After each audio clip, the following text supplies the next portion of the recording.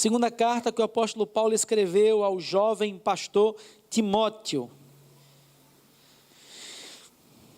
Vocês sabem que dia de quinta-feira eu estou dando prosseguimento à exposição de Atos, mas Deus falou tanto comigo ontem ao ler esse texto. Deus falou tanto comigo ontem ao refletirmos sobre este texto lá na Igreja Batista de Bebedouro, que eu queria também falar com vocês sobre o texto que Deus falou comigo ontem. Então hoje eu vou dar uma pausa, quinta que vem eu retomo a exposição de Atos, amém? Dizem que as últimas palavras de uma pessoa são as palavras mais importantes. Quando nós estamos com um familiar doente no hospital, e o médico diz, olha, corra aqui no hospital, porque são os últimos momentos, as últimas palavras, a medicina não tem mais o que fazer, e de imediato a família faz todo o esforço possível para viajar, não importa a distância, para estar naquele momento das últimas palavras daquela pessoa, porque aquela pessoa traz nestas palavras toda a bagagem, toda a experiência de uma vida vivida. Salomão, após viver uma vida que os seus olhos pediam, ele não negava, e ele escreve no final da sua vida, as palavras mais belas de toda a vida de Salomão, está do meio para o final da sua vida. E aqui não é diferente, o apóstolo Paulo está narrando o seu martírio, a sua partida. Eu já preguei nesse texto, e é possível que eu até repita algumas lições, mas eu tenho certeza que Deus falará ao teu coração. Paulo aqui ele está narrando a sua despedida, a sua partida, a sua morte, o seu martírio, e antes de ir embora, ele manda essa carta para esse jovem pastor, e ele nos traz ricas lições. É óbvio que eu não vou poder ler o capítulo todo, que é o último capítulo, eu quero ler apenas alguns versos, os versos 6, 7 e 8 com você. Estes versos são suficientes para a gente extrair 6 lições. E o apóstolo Paulo vai dizer, quanto a mim, jovem pastor Timóteo, eu gosto do jovem porque eu também sou jovem, quanto a mim, estou sendo já oferecido por libação, e o tempo da minha partida é chegado. Olha, fica você sabendo, jovem pastor, combati o bom combate, eu completei a carreira, guardei a fé. E já agora, a coroa da justiça me está guardada. Paulo não era egoísta. A qual o Senhor reto juiz me dará naquele dia, e não somente a mim, mas também a todos quantos amam a vinda de Cristo, ou a sua vinda. Se vocês pararem para observar, Paulo, para falar da morte, ele usa 2 metáforas. A primeira metáfora que Paulo usa aqui é: estou oferecendo por libação a minha vida. E o que é que Paulo quer dizer quando usa esta metáfora, oferecendo por libação? A palavra no original libação, expendo, significa despejar, derramar, colocar, a semelhança desse copo aqui com água que o Alberon está trazendo. É isso que Paulo está dizendo, olha, eu já fiz isso da outra vez, não vou fazer dessa vez não, tá? Eu estou derramando a minha vida, despejando. Mas olha, Paulo não utiliza essa expressão só neste texto não. Abram aí Filipenses, capítulo 2, verso 17. Paulo já havia usado essa expressão outra vez, para dizer que a sua vida era uma oferta, um sacrifício derramado em prol da causa de Cristo. Filipenses capítulo 2, verso 17, Paulo vai dizer o seguinte, acharam? Entretanto, mesmo que seja eu oferecido por libação sobre o sacrifício e serviço da vossa fé, alegro-me e com todos vós me regozijo, fico feliz, congratulo. Irmãos, o que é que Paulo quer dizer quando ele fala, olha, eu estou oferecendo a minha vida, eu estou derramando a minha vida? Ele pega essa linguagem do Antigo Testamento. Vocês lembram antigamente nos sacrifícios? Lá em Números, você não precisa abrir a Bíblia agora, capítulo 15, os versos 5, 7, o capítulo 28, o verso 7, vai falar que no momento do sacrifício, pegava-se o vinho e derramava, fazia aquele processo de libação. Tá, pastor, você está explicando muito a etimologia da palavra, eu quero saber o que é que Paulo queria me ensinar. Sabe o que ele está dizendo? E ainda não é a lição, que todos nós estamos gastando a nossa vida, derramando a nossa vida todos os dias. A questão aqui não é se estamos gastando a nossa vida ou não, todos nós temos certeza, o dia que passou ontem não volta. A gota da vida que eu desperdicei ontem, hoje eu não recupero mais. A cada dia que passa nós estamos derramando uma gota da nossa vida. Alguns até conseguem derramar um copo de vida por dia, vivendo no mundo dissolutamente.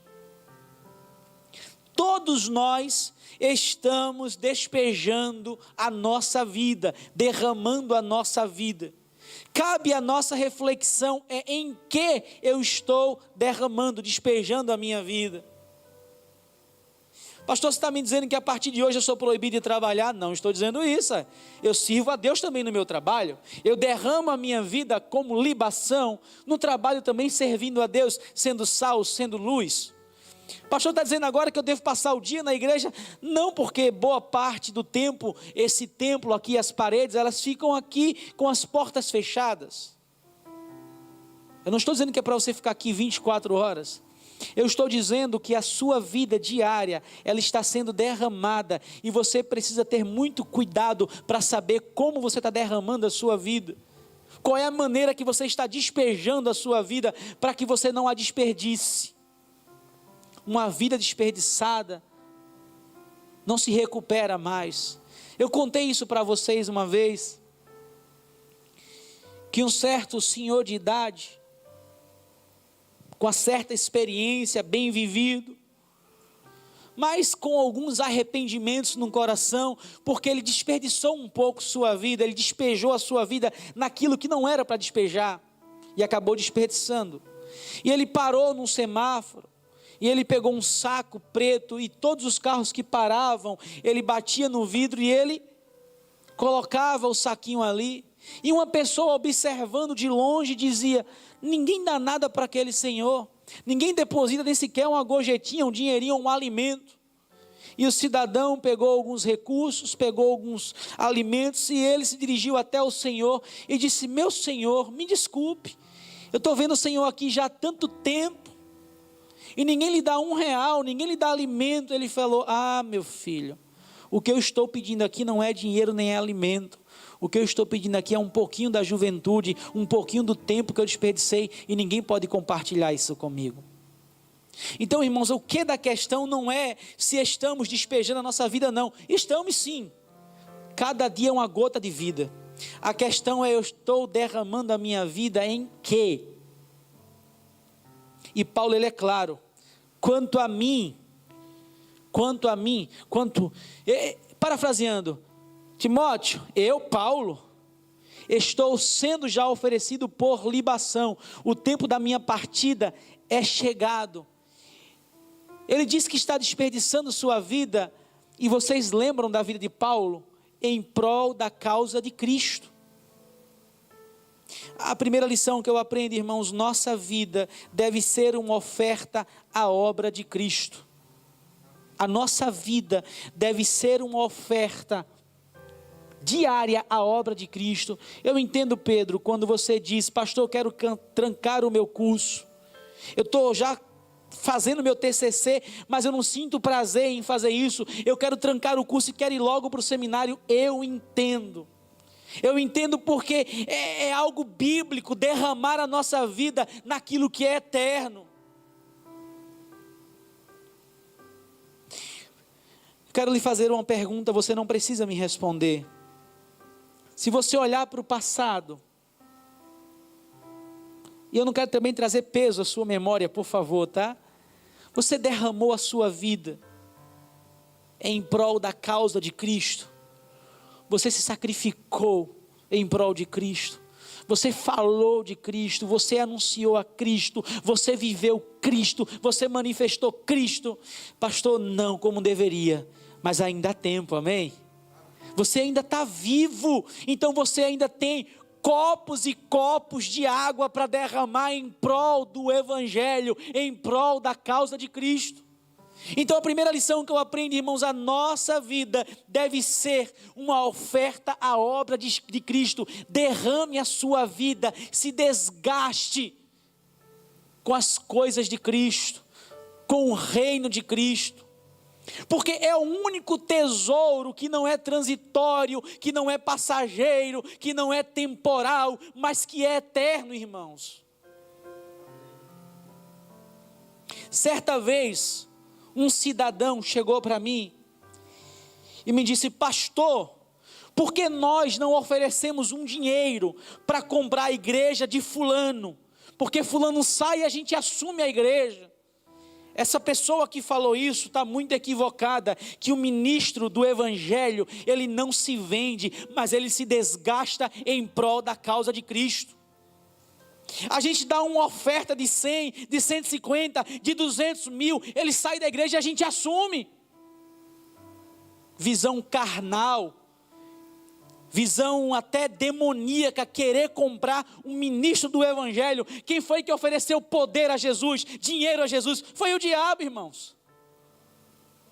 Sabe, o ministro do Evangelho, o servo do Senhor, ele trabalha porque ele quer derramar a sua vida em prol da causa de Cristo. Mas eu falei para vocês que Paulo, ele se utiliza aqui de duas metáforas. A primeira é esta: oferecido por libação, estou despejando a minha vida. Trabalhe bem, trabalhe muito, mas testemunhe a Cristo no seu trabalho, amém?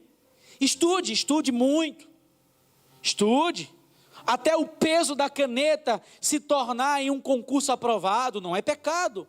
Estude até o peso da caneta se tornar num curso de medicina, se tornar num curso de direito, não é pecado, mas faça isso derramando a sua vida em prol de Cristo, anunciando a Cristo, testemunhando a Cristo, priorizando a Cristo. Mas não largue Cristo para fazer estas coisas. Não se iluda achando que você consegue estudar e largar a Cristo. Pelo contrário, é Cristo que te dá a sabedoria, é Cristo que vai te fazer ser aprovado, é Cristo que vai te dar o emprego. Então, por favor, não me interpretem mal. Não estou mandando ninguém aqui largar trabalho, largar nada, mas você pode, mesmo em meio às atividades que Deus lhe deu, derramar sua vida para Ele, amém? Nós somos a carta que o mundo está lendo. Talvez a única página do Novo Testamento que alguém leia seja a minha vida. E se eu estiver derramando a minha vida para Cristo, essa pessoa vai ler Cristo, vai entender Cristo. Paulo é o único apóstolo que diz o que? Sedes meus imitadores, porque eu sou de Cristo. Então Paulo tinha autoridade para dizer que estava oferecendo a sua vida por libação. E libação aqui, irmãos, é uma morte sangrenta. E literalmente as pessoas saíam daquela masmorra, leprosas, tuberculosas, ou para o patíbulo. E Paulo colocou a sua cabeça, conforme os historiadores, e foi decapitado. E literalmente seu sangue correu pelo seu corpo, corpo sem cabeça. E ele derramou a sua vida em prol da causa de Cristo. Sabe, irmãos, cada tempo dedicado à igreja, cada serviço de abrir porta, de limpar chão, de limpar banheiro, eu vi hoje, eu não vou citar nomes, sabe, cada hora mais cedo, Edu chegou hoje aqui bem cedinho, para organizar a transmissão. Cada serviço desse, o Senhor recebe, amém, irmãos? Cada dedicação nossa, sair de casa para conferir os relatórios financeiros. Sabe, tudo isso que nós fazemos, irmãos, é porque nós estamos dedicando a nossa vida em algo que é eterno e vale a pena, amém? Então, primeira lição, nossa vida deve ser uma oferta à obra de Cristo, amém? A segunda metáfora que Paulo usa para falar da sua morte é a partida. A primeira metáfora, oferecido por libação. A segunda, partida. Paulo trata a morte como uma partida. Irmãos, para Paulo a morte não é um ponto final. E até pode ser um ponto final ao sofrimento, à dor, à angústia, a uma vida terrena limitada, sofredora, com momentos felizes e momentos angustiantes. Até pode ser um ponto final para estas coisas, mas para Paulo, a partida, a morte, era apenas uma partida. E eu fiquei intrigado e fui procurar saber o que é partida. Soltura das amarras. Para Paulo, viver nesta terra é como se fosse um prisioneiro. E a partida o libertará e ele viverá livre com Cristo. Então ele está dizendo, quando eu morrer, eu serei livre das amarras que me prendem de viver eternamente com o meu Senhor. Irmãos, então a segunda metáfora que Paulo usa para falar sobre a morte é a partida. Quanto a mim, estou sendo já oferecido por libação, e o tempo da minha partida é chegado. Também não é a primeira vez que Paulo usa a partida para falar da sua morte. Vamos voltar lá de novo à carta aos Filipenses, agora no capítulo 1. Filipenses capítulo 1. Eu quero ler com vocês o versículo 27. Filipenses 1, 27, acharam? Vivei acima de tudo, por modo digno do Evangelho de Cristo, para que, ou indo ver-vos, ou estando ausente, ouça no tocante a vós outros, que estáis firmes. Irmãos, eu li o texto errado. Fala a partida sua. Tá, é esse texto mesmo, eu sou. Então deixa eu só pegar, foi a versão então, tá? Essa versão aqui minha fala partida, é isso mesmo. É isso mesmo, partida. Isso, que eu vá, partida. Ah, vocês são leitores da Bíblia, tá vendo? Que coisa boa. Paulo, não é a primeira vez que Paulo trata a morte como uma partida, como uma soltura. Eu não romantizo a morte, já falei isso para vocês, mas a morte do crente, irmãos, é uma libertação. Terça-feira, morreu o Aminon. Aminon, coordenador da Juventude Batista Brasileira, de 29 anos, morreu com 29 anos e 6 dias. Ele não morreu porque o vírus o matou. Ele morreu porque Deus quis o levar, conforme o pai dele falou, num culto. Pastor Marcos.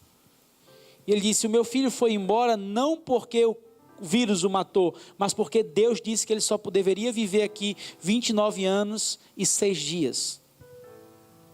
E eu fiquei acompanhando o culto, irmãos, e cada pessoa que pegava o microfone, falava do modo como aquele jovem viveu, dedicando sua vida a Cristo. Falava da sua partida, e falava assim, não com revolta. O seu irmão disse, eu não estou revoltado com Cristo, porque eu sei que Ele partiu. O pai disse, eu não estou revoltado com Cristo, porque eu sei que Ele partiu. A sua irmã disse, eu não estou revoltada com Cristo, porque eu sei que Ele partiu. Estamos vivendo numa época, onde muitos estão com medo. O ator Paulo, antes de morrer, ele disse que tinha muito medo de morrer. As pessoas não sabem para onde vão após a morte. Os crentes sabem para onde vão. Serão libertos das amarras e viverão eternamente com o Senhor. Então é isso que Paulo está dizendo. A minha partida, eu estou saindo deste lugar limitado, eu estou sendo liberto deste lugar limitado e indo para um lugar muito melhor. É claro que a morte não é romântica. Aqueles que ficam sofrem, choram. Mas nós precisamos entender, a morte do crente é uma libertação. É uma passagem. E lá acabou, não haverá mais morte, amém? Segunda lição que eu aprendo, estamos aqui, irmãos, de passagem, amém? Estamos aqui de passagem, o tempo da nossa partida pode chegar. Eu já falei para vocês, não já? Que eu tenho a minha senha, quem quiser ir na minha frente eu dou até a minha senha, não tenham pressa para ir. Se a minha senha for amanhã e alguém quiser pode ir na minha frente, mas eu tenho certeza, irmãos, um abraço de Benjamin é muito bom, um abraço da minha esposa é bom demais, ainda mais quando é um abraço caloroso, amoroso, quando eu não apronto. Mas estar com Cristo é muito melhor do que um abraço do meu filho, é muito melhor do que um abraço da minha mãe. Faz até tempo que eu não abraço minha mãe, preciso fazer isso. Segunda lição que eu aprendo, Paulo está dizendo aqui, estamos aqui apenas de passagem. Daqui a pouco a gente vai embora, irmãos. Daqui a pouco a gente vai embora. Vou falar com muito carinho, com muito respeito, viu, Jalom? Há pouco tempo o Jalom tinha 18 anos. Concorda comigo, Jalom? Passa rápido, irmãos. Passa rápido.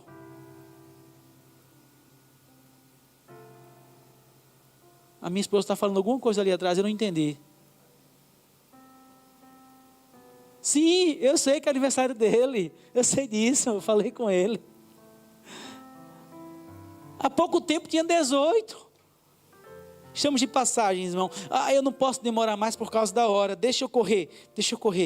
Vamos para o versículo 7, vamos? 2 lições. Nossa vida deve ser uma oferta à obra de Cristo, amém? Se dedique à casa do Senhor, à causa do Senhor. A segunda lição, estamos aqui de passagem. Daqui a pouco a gente vai embora para as mansões celestiais. Versículo 7 agora, Paulo continua. Combati o bom combate, saí na carreira e perdi a fé. Não foi isso que ele falou não, irmãos? Eu li errado, foi? Combati o bom combate, saí na carreira e perdi a fé. Não foi assim não foi? Combati o bom combate, eu completei, eu encerrei a carreira, Nicolas, e guardei o quê? Tá. 3 lições básicas aqui, não vou demorar muito. Nossa vida inclui batalhas. O que é que Paulo está dizendo? Combater o quê, irmãos? Você já viu combater um combate sem luta, sem guerra, sem batalha? Lembram do que Paulo passou? Açoitado, naufrágio, apedrejado, chamado de tagarela, preso. Irmãos, a nossa vida inclui batalhas, lutas. E nós devemos lutar a nossa batalha, a nossa vida todos os dias. Eu não sei vocês, mas tem dia que a gente acorda, não está nem a fim de acordar. Tem dia que a gente não quer nem vir para a igreja. Tem dia que o pastor não quer nem vir pregar. Está nem aguentando. Mas a gente lembra que a nossa vida inclui o quê? Batalhas. E se Paulo batalhou, eu também devo batalhar. Muito mais sofreu Cristo por mim. Lá no jardim dos Getsêmani, capítulo 22 de Lucas, verso 44, o seu suor se tornou com gotas de sangue. Será que ele passou por agonia, Vânia? Por mim, por você? Um pecador igual a gente? Você tem mais cabelo do que eu, mas somos pecadores do mesmo jeito. Terceira lição que eu aprendo, a nossa vida inclui batalhas. E cada batalha que eu passo, irmãos, cada batalha que você passa, Deus está nos aperfeiçoando. A vida inclui inúmeros gigantes, inúmeros Golias.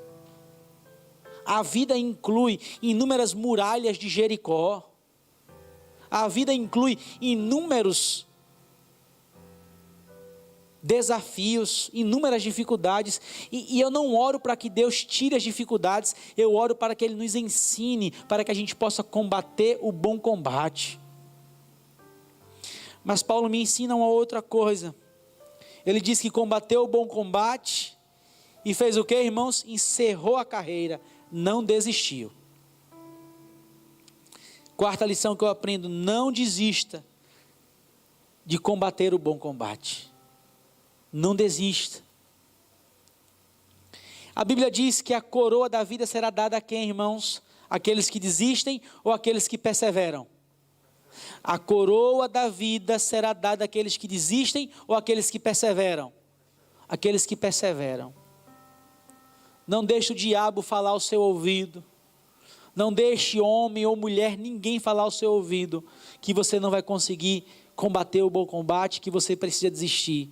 Não desista da sua vida, não desista da sua fé, não desista da sua igreja, não desista de Cristo, continue lutando, amém?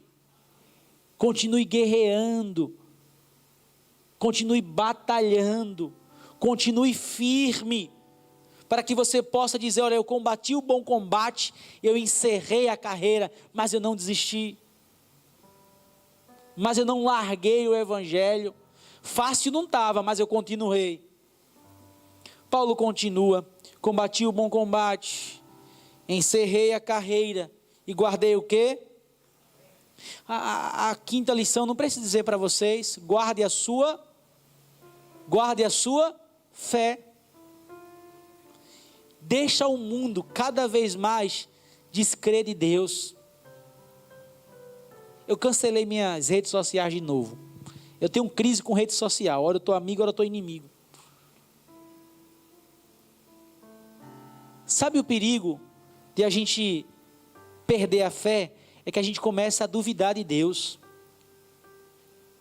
Quando a gente perde a fé, a gente começa a questionar a Deus, a perguntar: Senhor, o Senhor não está vendo isso não?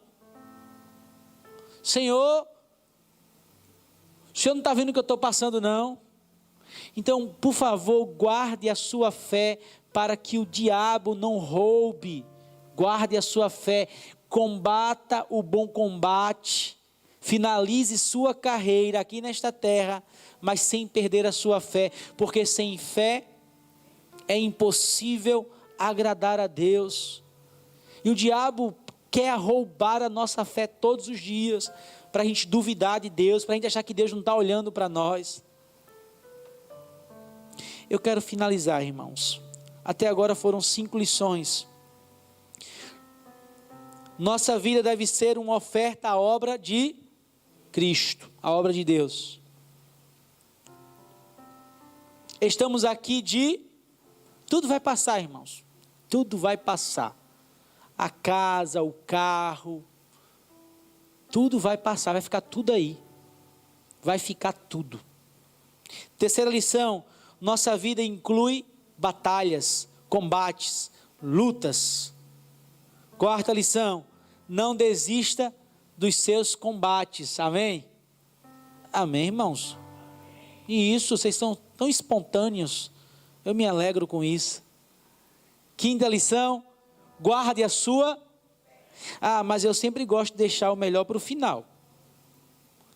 Versículo 8, vamos finalizar?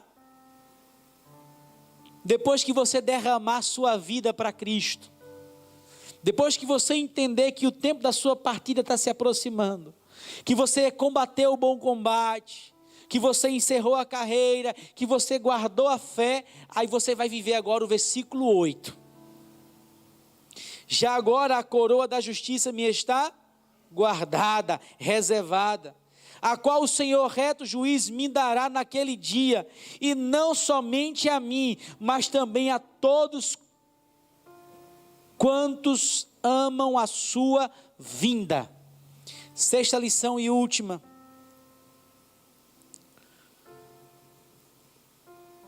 o que nos aguarda no céu é bem maior e melhor do que o que temos aqui na terra.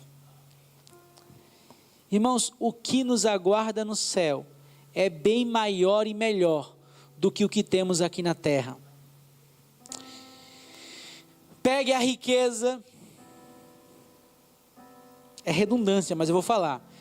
Pegue a riqueza mais rica do mundo. Pegue a mansão mais linda do mundo. Pegue a ilha mais linda do mundo. Nem se compara ao que Deus separou para a gente. A Bíblia diz que aquilo que o olho não viu, aquilo que o ouvido não ouviu, e aquilo que nem sequer desceu ou subiu ao coração do homem é o que Deus tem reservado para nós, amém? Um amigo meu, Núzio, me fez um convite. Wembley, vamos ali olhar uma unidade de um apartamento que eu adquiri e eles estão entregando daqui uns dias a chave. Irmãos, pense, apartamento bonito, os móveis todos planejados. Aí eu olhei para um lado, olhei para o outro, aí quando eu estava saindo do apartamento, irmã Nádia, eu percebi que tinha uma janelinha de frente para a lagoa. Aí eu olhei para a lagoa e fiz, meu Deus, isso aqui nem se compara com o que Deus fez ali.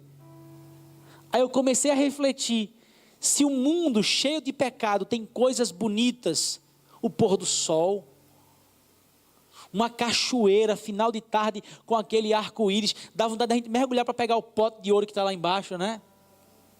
Eu imagino o céu como não vai ser, que lá não habita imperfeição, não habita poluição, não habita pecado. O crente que vive nessa terra e não deseja o céu, ele não é crente não, irmãos. Só lembrem, viu? Não existe pular etapa. Para ir para o céu tem que chegar o dia da partida.